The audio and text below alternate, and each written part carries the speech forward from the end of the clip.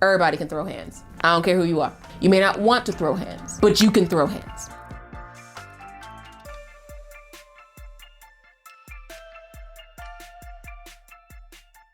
Hey, what up, what's good, and welcome back to the Three of Cups Tarot channel. My name is Cree, aka Brown Sugar Outlaw, and today we're doing something a little bit different than tarot card readings.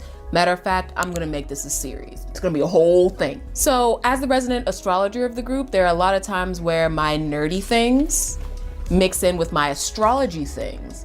And that's when the fun really starts to kick in. You know, you get those videos where someone's like, oh, which TV show characters are which zodiac sign? And I eat that up. I just love it so much. And there was one specific one that caught my eye this time, which is prompting this series. It was a Pokemon zodiac list. Now, I don't know if I can find the original one, but man, some of the choices were really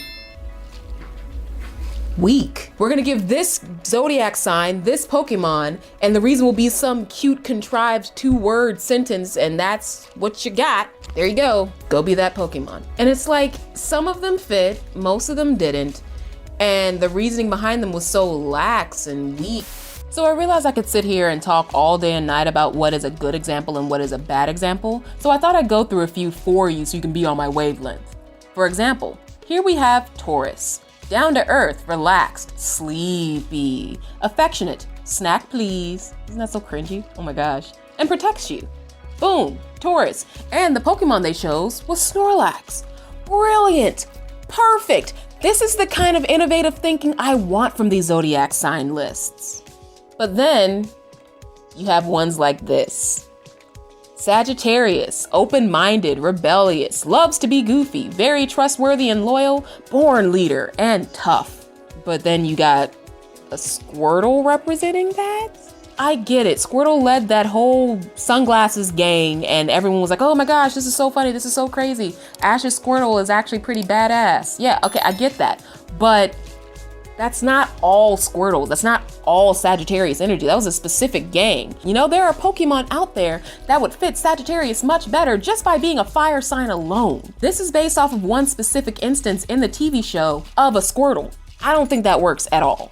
Next, we've got this beautiful piece of artwork. At first, I thought it was creative because they're using the starters to decide which Pokemon fits into which, you know, zodiac category. But then I paid attention to the dates. It's a mess. So for example, let me change the names from the Pokemon names to the zodiac sign that works with it, and that'll give you a better understanding of why this is dumb. First of all, none of the air signs have any Pokemon that have anything to do with the air, being in the air, or any of that stuff. Very few of the fire signs having fire Pokemon, and then it's just all mixed up. It's all over the place. And it's not very well thought out because they just went in order. It's not like they mixed it up and was like, yeah, this personality here and this goes here. No, you got 3 typings, you got 3 starters. They just slapped them where they fell, and that was that. It's pretty lazy.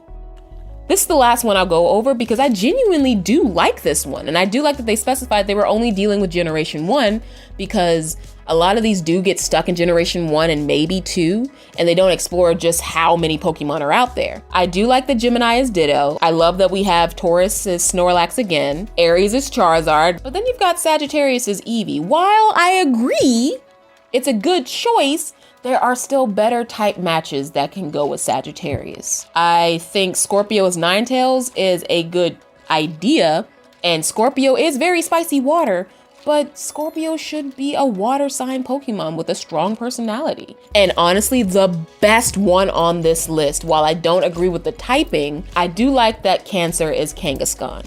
That is really good. I have no qualms. And all of that brings us to this video, where I'm basically going to explain to you the ultimate zodiac Pokemon list, where I basically break down which zodiac signs fit which Pokemon and why. And I really dug deep about this. I really thought a lot about this because I didn't want it to just be a who gets a cool Pokemon list, you know?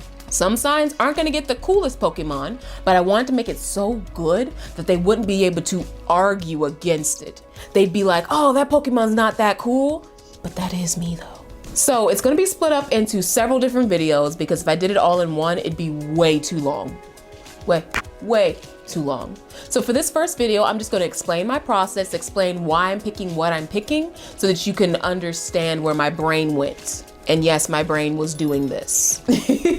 So to start off, for those who don't know, the zodiac signs are separated into 4 elemental groups. You have the fire signs, the air signs, the earth signs, and the water signs. And there are different things that go into each of these categories. For example, someone who's a fire sign is known to not be shy. They're very explosive, explorative, headstrong, very strong sense of self.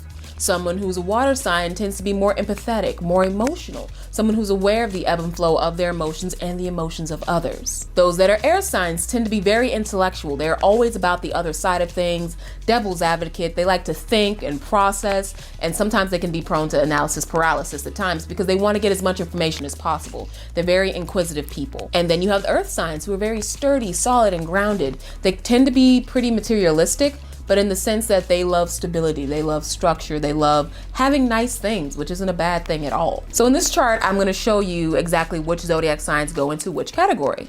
So for the air signs, you have Libra, Gemini, and Aquarius. For the fire signs, we have Aries, Leo, and Sagittarius. For water, we have Cancer, Scorpio, and Pisces. And finally, we have the earth signs, Virgo, Taurus, and Capricorn. So to make this work, I did a couple of things that a lot of other zodiac lists don't exactly do. For example, the thing that really bothered me about that zodiac Pokemon thing that I saw was that a lot of the times they weren't trying to mix the signs with the elements. And it's like, that's easy right there. Boom. It narrows down a whole bunch of Pokemon, so you don't have to look and scroll through all 800, I believe, closing up on 900 Pokemon. Yeah, let's make things easy on ourselves. But they didn't, and they just kind of picked something. For example, I remember that Libra was Pikachu. Thank you, but no, that's not a Libra. I don't care how much I wear yellow, I am not a Pikachu. So the next thing that I did was that I categorized all the Pokemon typings and put them into the categories that I felt really fit them the best. Let's start with the fire signs. Obviously, fire is going to have fire typings. That's a duh. But I also gave fire, steel, and electric. The reason why I gave them steel and electric is because they're very sparky people. They spark conversations, they spark arguments, they spark change. They come into your life to change something, to give you the passion and the drive to do something, you know what I mean? And that's very hands-on. Forgive me for diving into tarot a little bit, but the wands represent energy, they represent passion, exploring and getting things done. And those 3 really fit very well into the zodiac sign typings. Even steel, which I know a lot of people would probably argue is more of an earth element thing because it is a mineral and it is a blah, blah, blah, blah, blah. The way that you forge steel, the way that you work with steel, the way that steel becomes, you know, actual steel that we see and use on a daily basis is through fire. And I think we need to give fire signs some credit for the work that they actually do. Next, we'll talk about the water signs. And for them, obviously they got water, obviously they got ice, but I also gave them poison and dark because water signs have this ability of empathy, whether they like it or not. Looking at you, Scorpios, you can understand how a person feels. And sometimes it can be to your detriment. Sometimes it can make you emotionally manipulative, especially if you know, oh, they're upset, so if I do this, I can make them do this. Sounds kind of poisonous, doesn't it? But also the good thing about water signs is that they know when and when not to be toxic. Like if you have one on your side, oh, you're set. Honestly, I want to keep at least one Cancer in my back pocket. And Pisces will always be on my team because when it's time to throw hands, while they're crying, they're still throwing hands, and that's what we need them to do. And then dark, because a lot of people don't realize that water signs get depressed because their minds can go deep into the depths of what things actually mean. I know a lot of people will pick on Scorpios for being all goth and dark and stuff, but honestly, Pisces can get there too. Same thing with Cancers. Their minds are expansive and explorative, and they will think about the deeper recesses of the world and how it all comes into play for them. They are very poetic souls, and to be poetic, you gotta be a little dark. Next, we have the air signs, and obviously I gave them flying because no other zodiac sign can really fly like that. I mean, yeah, you can say fire signs can fly, but that's kind of more of like how Korra flies, where it's just combustion, pushing them forward, not so much them naturally flying like a bird, you know? But I also gave them fairy, ghost, and psychic. Fairy is obvious, you know, they're floaty, they're cute, they're delicate, they float from here to here. And a lot of air signs, while they can be bums, they kind of like looking presentable and very pretty and sparkly and such. And they're naturally drawn to sparkly things. They're naturally drawn to aesthetics, and there's nothing more aesthetic than the fairy type. Not to mention the way that fairies are, they don't exactly exist within this realm. They're kind of here one moment, not there the next. There's a lot of lore that surrounds fairies where it's almost as if they're not here. They go by their own rules. They don't rely on man-made things and constructs to fill out what they need for their world. They do what they want. That's very strong air energy. I gave them ghosts mostly because, I mean, it's a ghost. You can see through it. It's part of the air. It's part of the atmosphere. And not to mention, air signs are really good at ghosting people. And the last one I gave them is psychic, because I don't know if you guys remember, but back in the day, and they sometimes do it now in cartoons, where if someone's reading someone's mind or if someone's channeling or sending messages, just think about Jean Grey and Professor Xavier from the X-Men. Whenever they're using their powers, it's always, oh, I'm sending out the brain waves. So it's brainwaves, it's intelligence, it's talking to people, it's communicating. That's air. Once again, I'm piggybacking off of what the tarot says for swords, and it's all about communication, it's all about intelligence, it's all about your thoughts. Last but not least, we have the earth signs, and they were fairly easy. They were actually about to get more than any other sign, and they almost did, but I made a little loophole. So for the earth signs, I gave them bug, ground, grass, and rock. Do I need to explain that, or that's pretty self-explanatory.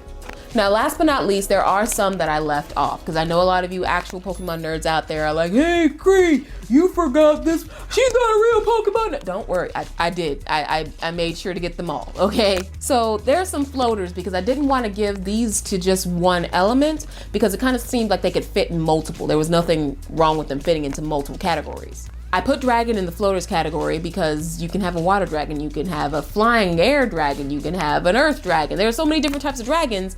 I was way too deep into medieval folklore, Chinese dragon folklore, and imagery to just say, yeah, there's one type of dragon. The next one I gave was normal, because normal was kind of like a placeholder for fairy for quite a while. I'm pretty sure you guys remember Clefairy, Clefable, that entire family, and a few others, Togepi as well. It's like, what were they? What did they do? We did not know, so they were normal, and we just left it at that. And then fairy came out, and boom, we got fairy, fairy, fairy, fairy, fairy.